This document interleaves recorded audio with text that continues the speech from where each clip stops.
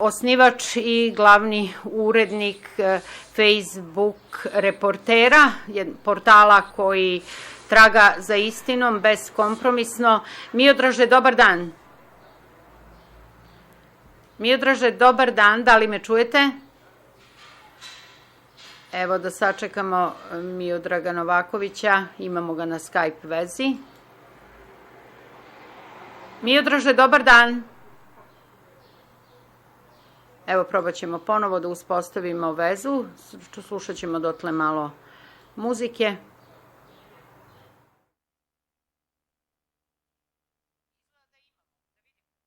Miodraže, ili me čujete?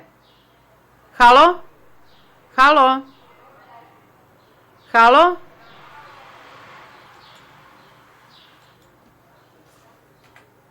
Halo?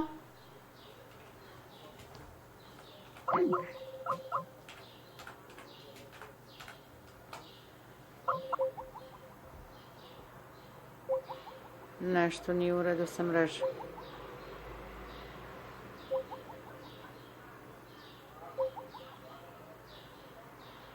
Halo? Halo? Miodraže, da li me čujete? Halo? Da li se čujemo? Dobar dan. Sad vas odlično čujemo, samo da vidimo da li smo u programu. Evo, u programu smo, dakle, slušalci su slušali uspostavljanje veze. Hvala vam što ste odvojili svoje vreme u ovim jutarnjim kanadskim časovima da budete sa slušalcima Inforatnika, sa našim inforatnicima. Ne znam da li ste bili u prilici da pratite prethodni tok emisije.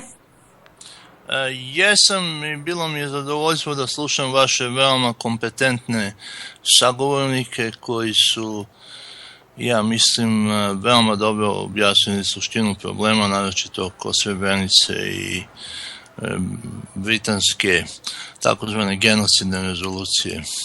Da, i veoma je zapravo jasno da se planira i u Srbiji izvođenje čitavog niza operacije koje treba da izvrše pritisak. MVO planiraju da 11. jula u centru Beograda skupe 7.000 ljudi u isto vreme dok u Potočarima bude trajalo obeležavanje 20. godišnjice onoga što je prozvano genocidom u Srebrenici. Kako vi komentarišete ove poteze onih koji funkcionišu kako bi globalna laž, najveća propagandna laž epohe, bila sada ustoličena i dobila svoje uobličenje kao genocida, a potom imala i reperkusije kao što su unošenje te laži u udžbenike i potom zabrana bilo kakvog daljeg istraživanja i reagovanja, komentarisanja na ovu temu, što je samo po sebi jedan genocidalni projekat. Pa eto, ostvaruje se Vučićevo predviđanje da je neophodno uraditi promenu svesti kod Srba i to je jednostavno nova forma duhovnog i kulturnog genocida nad našim narodom, odnosno ispiranja mozgova kod ljudi, nasilne političke promjene naše istorije. Tako da ovo je najavljeni događaj ispred Skupštine, prozapadnih NVO, finansirani iz obaveštenih fondova zapadnih sila.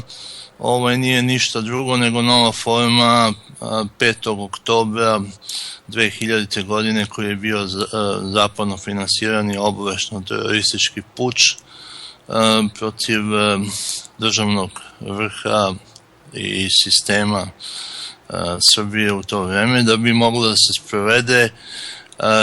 se sprovede desrbizacija Srbije, da se sprovede jedan potpuni kulturni i duhovni genocid nad našim narodom i mi smo sada ušli u poslednju i ključnu fazu tog projekta. Podsjetimo se, molim vas, ko su nevladine organizacije koje planiraju da sprovedu ovu operaciju o kojoj ste govorili, a evo Ratko Dmitrović smatra da ono što ove MVO planiraju da urade u centru Beograda će imati teže posledice po Srbiju od bilo koje rezolucije. Da li se vi slažite sa njim? Plan je sledeći, 7.000 ljudi za nekoliko dana treba 11. jula da dođe u centar Beograda pred Skupštinu u isto vreme dok u Potočarima bude trajalo obeležavanje 20 godina od stradanja Bošnjaka u Srebrenici i legne na asfalt. Zašto? Zbog Srebrenice. Snažna simbolika, asocijacija, kristalno čista poruka, tela na zemlji, centar Beograda, sve je krenulo iz Beograda. Srbija se izvinjava, traži oproštaj i priznaje krivicu. Scenario, kako vama ovaj scenario izgleda ako se ovo dogodi? A poznata je družina Žene u crnom, Helsinški odbor, inicijativa mladih, Jukom. Kako vi vidite i da li nam možete izneti podatke o, sada vas malo možda zatičem tim pitanjem, o finansiranju, evo opet imamo prekid veze, da li me čujete?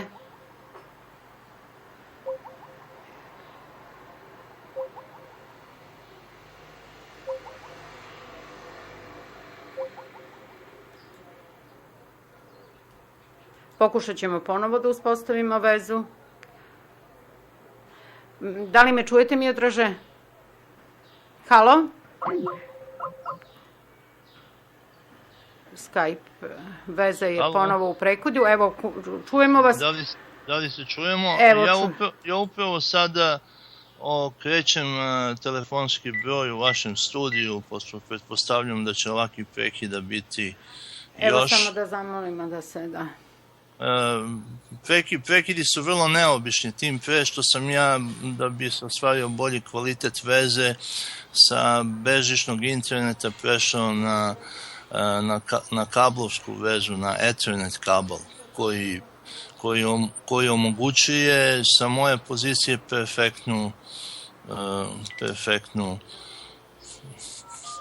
perfektnu vezu. Da. Izgleda da su se neke više sile umešale u ovu emisiju ponovo. Da, nakon što su okupirani svi mediji u Srbiji, odnosno preuzeti i finansirani u vlasničku koji... Samo moment. Dobar dan, da li je to sada naroda? Jeste, izvolite sada. Naša alternativna, odnosno telefonska veza je aktivirana. Halo? Da li me čujete, Miodraže?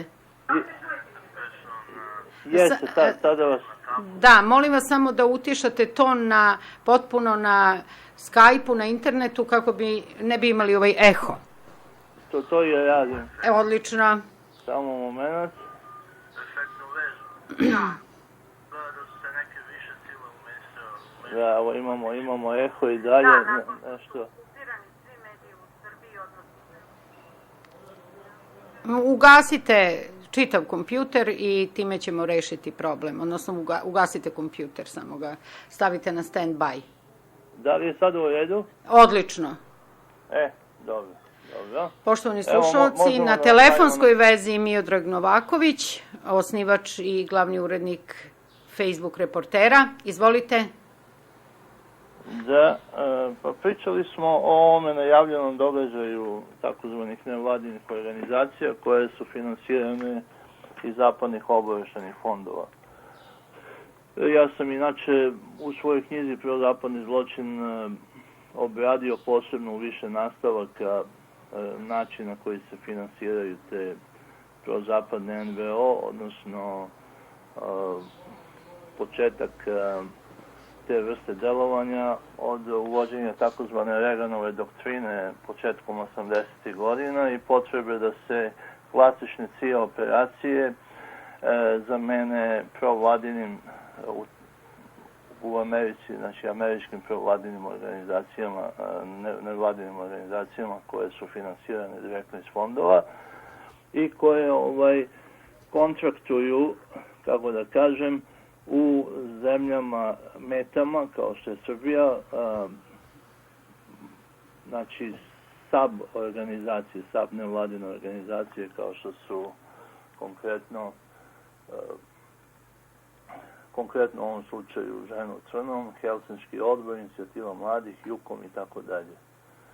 Znači, možda čak svi učesnici u ovim događajima nisu svesni toga, ali oni koji su na čelu tih organizacija su itekako svesni, to su plaćeni zapadni agenti kojima je cilj da u ovoj konkretnoj operaciji izvrše takozvanu samoinkriminaciju Srba, jer žrtvu je najbolje učutkati tako što se izvrši njena viktimizacija, odnosno naterati je u defanzivu, prisiliti je da prizna zločine koje nikada nije počinila i to je ono što se sada dešava. Da, Ratko Dmitrović kaže da je inicijator ležanja ispred Skupštine Dušan Mašić. Kaže, verujem da vam to ime ništa ne znači, pa evo nekoliko osnovnih podataka. Čovek je svojevremeno učestvovao u pokretanju radija B92, te na tom istom vodio informativni program. Kasnije je radio za Amerikance, pa nešto petlja u G17 plus. Seća li se neko te ekipe? Da, sećamo se te ekipe. A danas je novinar britanskog BBC-a. I pogodite, živi u Londonu. Opet London, opet Engleska. Ništa nije slučajno kada su Englezi u pitanju. Kako vi procenjujete situaciju u kojoj se danas Srbija nalazi u kontekstu međunarodne situacije? Dosta je istine prodrlo o delovanju i načinu na koji funkcionišu takozvane obojene revolucije, načinu na koji se izvode false flag operacije, ali vidimo da novi svetski poredak pred tom istinom ne zastaje, nego ide dalje, prosto da zaokruži ceo taj svoj projekat, u ovom slučaju pretvaranje Srbije u teritoriju, promene demografske strukture i potpunog brisanja Srba.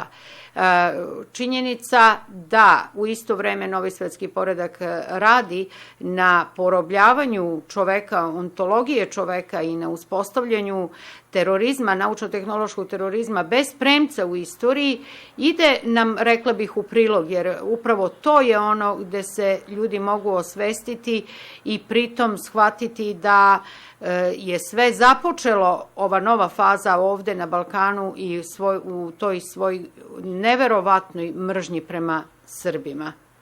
Kako vi tu mržnju razumete, objašnjavate i kako vidite situaciju sa stanovišta ova dva momenta, krajnjeg cilja, onih koji sebe nazivaju prosvećenim i jedan iluminatizovanim procentom stanovništva i pozicija ostalih 99, a u kontekstu toga posebno ova situacija u kojoj se mi kao narod nalazimo danas? Pa to je sve deo plana koji je u primjeni već više decenija. Mislim, najbolji način da shvatimo sve ovo što nam se dešava i najjači dokazi da iza toga stoje zapadni centari moći, odnosno vodeće NATO zemlje, je upravo ona već čuvena, naročito u mojim analizama, Euroatlantska konferencija koja je održana krajem aprila i početkom maja 2000. godine u Bratislavi. Tada je doneto 11 zaključaka, 11 tačaka i po tim tačkama, mislim, čovek koji je obelodanio to našoj evropskoj i svetskoj javnosti je čovek koji je veoma ugledan, veoma kompetentan, to je tadašnji poslanik Nemačkog Bundestaga i predsjedavajući OEBS-a Willy Wimmer, koji u svom pismu kancelaru, ja mislim da je bilo Šrederu, koji je apostrofirao, koji je prvo podigao uzbunu oko toga da je alarmantno da se jedna od najstarijih evropskih civilizacija i tradicionalnih saveznika, zapadnih saveznika, srpska nacija izloži praktično činu uništenja. Jer to je upravo zaključci te konferencije jesu vodili ka tome da se Srbija trajno onesposobi kao država, da se eliminiše iz svih evropskih tokova, da se teritorijalno razgradi, da se stavi u neku vrstu karantina. Mislim, veoma je važno da se stalno vraćamo na taj dokument, jer ti zaključci tog dokumenta se danas praktično ostvarili po svim tačkama. I taj dokument će jednoga dana, ako se uspostavi nezavisni međunarodni pravni sistem, ako naša država bude postane u istinu naša država, znači država Srbija počne da štiti svoje nacionalne interese i potraži pravdu u međunarodnim institucijama pravde, pre svega tužbom protiv NATO zemalja za jedan najvećih zločina po definiciji međunarodnog prava, to je zločin protiv mira, koji je dokazan u ovom dokumentu 2000. godine. Znači, u tom dokumentu pod tačkom 10 je donet zaključak da su euroatlantisti svesno stavili van zakona međunarodno pravo da bi mogli da izvrše ilegalni agresivni vojni čin protiv Jugoslavije 1999. godine. Dakle, mi ćemo se stalno vraćati na taj dokument jer on objašnjava tačno u detalje sve ovo što nam se danas dešava. Pod broj 1 zadato je da Kosovo mora da se prizna kao država, pod broj 2 Savezna Republika Jugoslavija, zajednica Srbije i Crne Gore je proglašena ilegalnom tvorevinom i subsekventno je uništena lažiranim referendumom u Crnoj Gori. Da bi se sve to izvelo, oni su po tačkom 3 čak uveli da se u Evropi eliminiše evropski pravni sistem, legalni sistem, pošto zbog Helsinškog akta, Vestfalijskog principa, to nije moglo da se izvede i onda su primenili pravni sistem Sjedinjenih Američkih Država, što je nezamislivo da se na teritoriju Evrope primenjuju pravne norme Amerike. Pod broj 4, jedan od glavnih zadataka euroatlantista je bio, i to kao što vidimo ostvaruju u svakom pogledu, da jedan od glavnih ciljeva NATO-a da se spreči rusko prisustvo na Balkanu, odnosno u Srbiji. Zato dolazi sad do ovog procesa alijenacije, pre svega putem srpskih rukovodstava od 2000. godine do današnjeg dana. Oni su priznali pod tačkom 5 da je motiv za rad 1999. protiv Jugoslavije bila primjena novog intervencionističkog modela NATO-a, odnosno delovanja NATO-a van granica NATO alijanse i uvođenje takozvanih humanitarnih ratova. Priznali su pod tačkom 6 da je rad 1999. bio probni balon, znači da nije bio nikakav izuzetak, već da je to bio početak intervencionističkih ratova koji su se potom odigrali, kao što znamo, u Iraku, Libiji i da ne nabrajamo. Mislim, poznato mi da se svi ti ratovi odvijaju kao što se danas radi u Siriji. Jedna od važnih stavki je bila tačka 7, da mora da se obnovi takozvano Rimsko carstvo u Evropi u okviru Evropske unije, odnosno se izvrši neka vrsta reinkarnacije Hitlerovog Trećeg rajha i da se izvrši ekspanzija na istok ka Rusiji. Tada je već su postavljeni temelji subverzivnih i u ovoj fazi vojnih akcija u Ukrajini, odnosno ekspanzije prema Rusiji. I veoma mi je bilo važno da se uspostavi zemaljski NATO koridor od Poljske do Grčke, u ovom konkretnom slučaju preko Rumunije i Bugarske, ali u tu svrhu je bilo potrebno Srbiju staviti u karantin. Tad su zacrtali po tačkom 9 da NATO mora da uspostavi kontrolu nad Baltikom, znači da uđe u rusku interesnu zonu.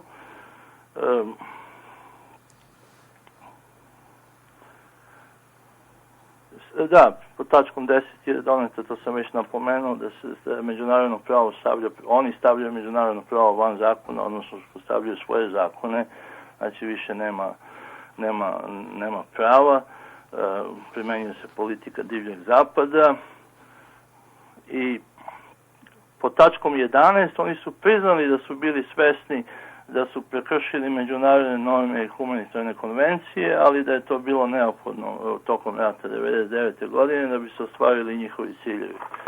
Znači, taj dokument je po meni veoma važan i on objašnjava mnogo toga što nam se danas dešava. Faza u kojoj se Srbija sad nalazi, mi vidimo situaciju da se između Srbije i Mađarske diže Berlinski zid, da prema Srbiji i to svesno nadiru horde islamskih azilanata sa roga Afrike, iz Bliskog istoka i iz Azije. Vi ste već malo pre u emisiji govorili na tu temu, da se radi pre svega o mladim muškarcima u najboljem životnom dobu, odnosno vojnom dobu. To sve po meni nije ni malo slučajno.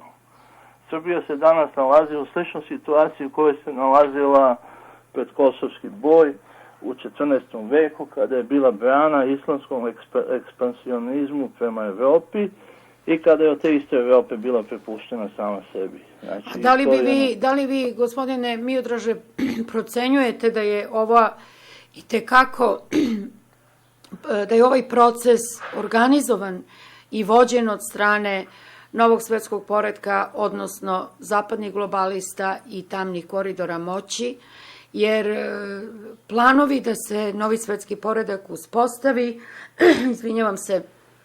uspostavi preko islamskog faktora je itekako jasan, odnosno precizno najavljen. Tako da sva ova pokretanja i pomeranja možemo vidjeti kao režirana u službu dalje destabilizacije, odnosno igranja na kartu opasnosti od islamista u čitavoj Evropi i u Srbiji, kako bi se uspostavio taj novi svetski poredak. Jasno je da im je bio potreban. Da, pa to je tačno, mislim, to su planovi koji su već više decenijski u razradi i u primjeni. Ovo što se sad dešava nama je u stvari formiranje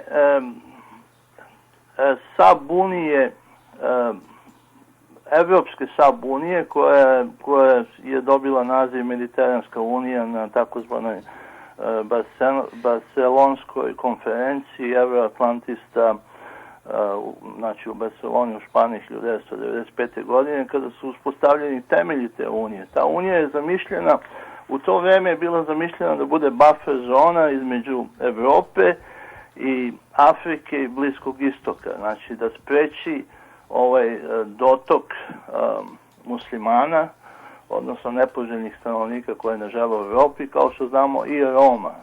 Zato se vrši masovna deportacija Roma i to uglavnom u Srbiju. Ali vrši se još neke druge balkanske zemlje, ali Srbija je glavni cilj svega toga. Zašto je Srbija glavni cilj? Kako to vidite? Molim? Zašto je Srbija glavni cilj? Pa zato što je potrebno da se mi smo i dalje smatramo da upotrebim hrvatski termin nepoćudnim faktorom na Balkanu, odnosno malim Rusima, tradicionalnim ruskim savjetnicima, i ako Ruska federacija ikada bude mogla da uspostavi, ja sam ubeđen da će moći da uspostavi svoje prisustvo na Balkanu, odnosno u našoj zemlji, u nekoj doglednoj budućnosti, to će biti moguće samo ako Srbija opstane kao država i kao nacija, i to kao samostalna. Tako da je taj plan, uostalom i ovo Vimerovo pismo opisuje taj plan Euroatlantista, da je potrebno Srbiju izolovati i razgraditi. Razgrađivanje je zacrtano sporazumima sa Evropskoj uniji o neophodnoj regionalizaciji Srbije. Kao što znamo, ta regionalizacija Srbije bi trebalo da se izvede praktično po etničkom principu. Znači da etnički regioni postanu regioni koji će imati samostalno maltene državno prezentovanje u međunarodnoj zajednici, konkretno u Briselu. Mi znamo da su već otvorene neke kancelarije Vojvodine, Raške u Briselu. Radi se dakle o tome da se formiraju etnički regioni. Jedini region koji bi bio najveći region po toj šemi, o tome sam isto pisao u knjizi Prozapadni zločin, jeste region centralne Srbije koji bi obuhvatao Šumadiju i Pomoravlje, koji je etnički srpski region. Sad je potrebno izmeniti tu etničku sliku tog srpskog regiona, a to će se postići na taj način što se vrši deportacija evropskih Roma, znači Roma, velikog dela Roma koji nikada nisu ni živjeli u Srbiji, koji ne znaju naš jezik, koji nemaju naše državljanstvo ni naša dokumenta, ali sve je to omogućeno da se legalizuje kroz ponižavajuće sporazume i zakone sa Evropskom unijom, po kojima takva vrsta državljanstva i dokumenta može da se obezbedi čak uz svedočanstvo dvojice svedoka. I plus islamizacija. Mi smo već imali pokušaje Vučićeve vlade da se dovede 10.000 arapskih studenta u Beograd. Sad imamo naglo uterivanje u tor islamskih azilanata u Srbiju. Mađari dižu Berlinski zid, koji nije ništa manje u simboličnom smislu od Berlinskog zida. Znači, Srbija kao van Unija je u formi potkovice. Znači, mi se nalazimo ukljješteni između zemalja Unije. Na severu je Mađarska, levo je Hrvatska, desno su Rumunija, Bugarska. Znači, ti azilanti koji su nepoželjni u Evropi se praktično proteruju ne nazad u zemlje iz kojih su došli. Srbija je potpisala niz sporazuma s Europskom unijom, ponovo štetnih po sebe, o readmisiji po kojima se obavezuje da će sve one azilante koje Europska unija ne želi, a ona ne želi nikakve azilante, i koji budu proterani iz Europske unije, a za koje se smatra da su u tranzitu prošli kroz Srbiju, da će Srbija morati ponovo da ih prihvati i da ih čuva. I mi to vidimo danas, to je danas fizički prisutno u mnogim delovima Srbije. Konkretno, ako odete danas u Preševo, u Bujanovac, samo ja mislim da u Preševu dnevno stiže negde oko 5-6 hiljada tih azilanata. Oni spavaju po parkovima, po stambenim zgradama, po ulazima, jednostavno ima ih svuda. Ista priča se ponavlja širom Srbije, naročito u nekim delovima Vojvodine, nekim delovima bilo je svojevremeno oko Bajne Bašte, Obrenovca, ne znam ni ja, ali ti azilanski centri po Srbiji niču kao pečurke. I ono što je najgore... Da, recite. Da, ono što je najgore, mi smo uslovljeni da tim azilantima pružimo takozvane najviše evropske humanitarne građanske standarde. Mi ne smemo, kao što to rade Francuzi ili Englezi, da ih zatvorimo u azilanske kampove sa bodljikavom žicom. Oni moraju da budu smešteni u našim napuštenim kasarnama, selima, motelima, hotelima, da imaju potpunu slobodu kretanja, da im se obezbedi zdravstvena zaštita, da im se omogući da idu u naše škole ako to žele. Tako da to je svojevrsna prisilna promjena etničke slike Srbije. I to sve po meni nije slučajno. Da ne govorimo o jednom jednoj velikoj potencijalnoj opasnosti uspostavljanja neke nove islamske države na našim prostorima, kao što je ta islamska država doživjela, kao što vidimo na teritoriji Sirije i Iraka, naravno sponzorisano od strane zapadnih sila. Da. Sećamo se kako je Samuel Huntington razvijao tezu o sukobu civilizacija i ta knjiga je izuzetno danas, rekla bih, dragocena. To je, u pitanju su teze koje su predstavljale svojevrsnu kritiku, veoma tada popularne Fukuyamine teze o kraju istorije. 1996. je Huntington proširio tu svoju tezu u knjigu Sukob civilizacija i vodi u sklopu Hegelove dijalektike teza, antiteza, sinteza te metodologije, tog metoda. I koliko je po vama zapravo islamski faktor bio instruiran, vođen, rukovođen kako bi ušao u igru oko realizacije novog svetskog poretka i kuda to vodi dalje? Pa, islamski faktor je nešto sa čime Zapad mora da računa. Ja mislim da su oni svesni da oni nisu u stanju da poraže potpuno taj faktor, da nisu u stanju da uspostave totalnu dominaciju, jer opet ta islamska populacija, koliko mi je poznato, je moguće da ako nije većinska u svetu, onda je tu negde. Znači, kao religija je sigurno najrasprostranjenija u svetu. I ima tendenciju da bude mnogo rasprostranjenije, svi znamo iz kojih razloga. Tako da njihova politika je da oni to stave u karantin, u neku vrstu karantina. Sad, po meni, najopasnija stvar što oni smatraju da i mi treba da budemo smešteni u taj karantin. Mislim, svo to ponašanje vezano za ovo što se sad dešava u Srbiji, za taj Berlinski zid, mađarske deportacija Roma,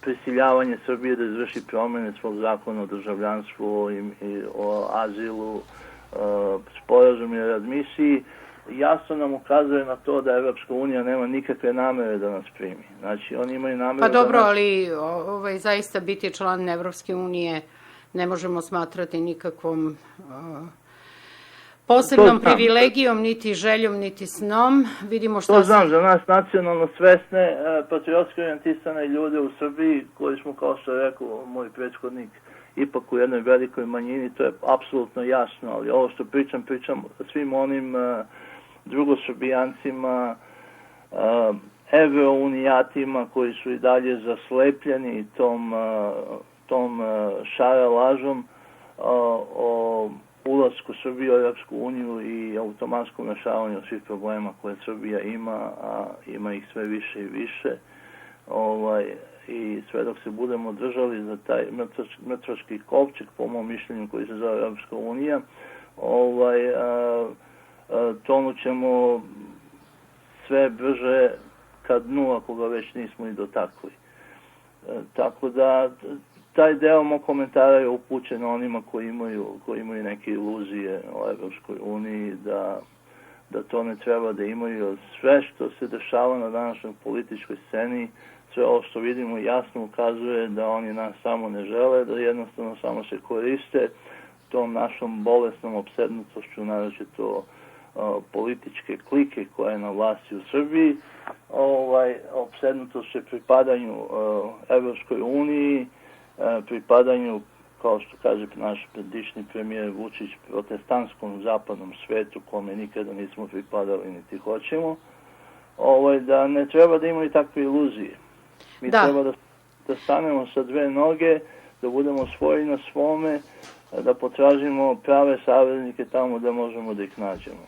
I moje poslednje pitanje za danas, upućeno vama, koliko su Srbi danas, a da to uopšte i ne znaju, u realnoj opasnosti, i to mislim i na životnu ugroženost kada imamo u vidu dolazak ovolikog broja islamista koji su u najboljem vojničkom dobu, i u svakom slučaju reč je o situaciji koja može i trebalo bi da bude preispitana sa bezbednosnog stanovišta, jer ako pogledamo samo blisku prošlost, vidjet ćemo kako svi takvi procesi kreću odjednom, a u Srbiji su ljudi pretvoreni u ladoleže, vojni rok se ne služi već 20 godina, ljudi nemaju nikakav trening, izuzev pomeranja dugmeta na mobilnim telefonima, dugmića ili daljinskog upravljača.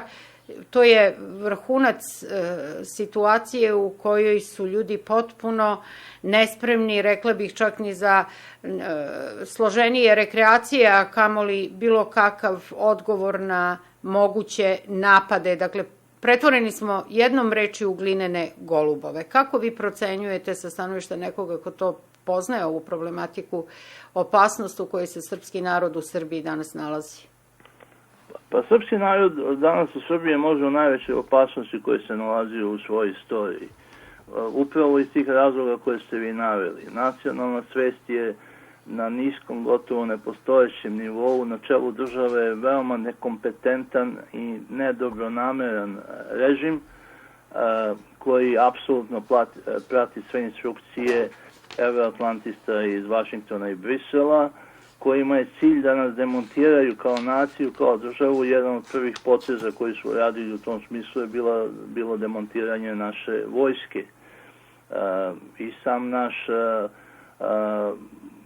naš pravno-policijski sistem je demontiran, usklađen je sa njihovim potrebama. Mi vidimo da sada FBI, američka državna bezbednost, otvara svoj regionalni ofis u Beogradu koji bi trebalo da ima i preko 300 ljudi. To znači da ćemo mi u Beogradu imati više agenata američke državne bezbednosti nego naše BIA. Uslovno je rečeno naše BIA, jer ta BIA je infiltrirana pod kontrolom zapadnih centara moći takođe.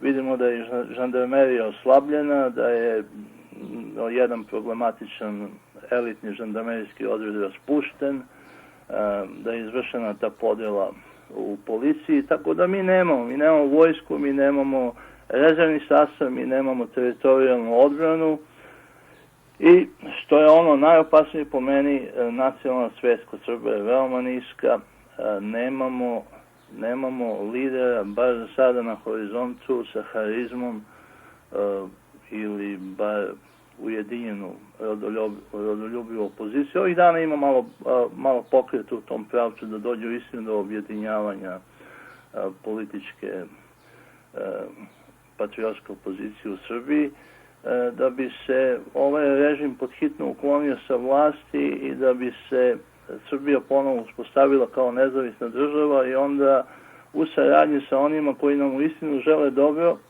i koji mogu da nam pomognu ojačali u svakom pogledu, pre svega ekonomskom, a onda i u vojnom i u svakom drugom pogledu potrebno je izgraditi ponovo infrastrukturu, potrebno je obnoviti pre svega moralne i duhovne vrednosti u našem narodu koje su na veoma niskom nivou.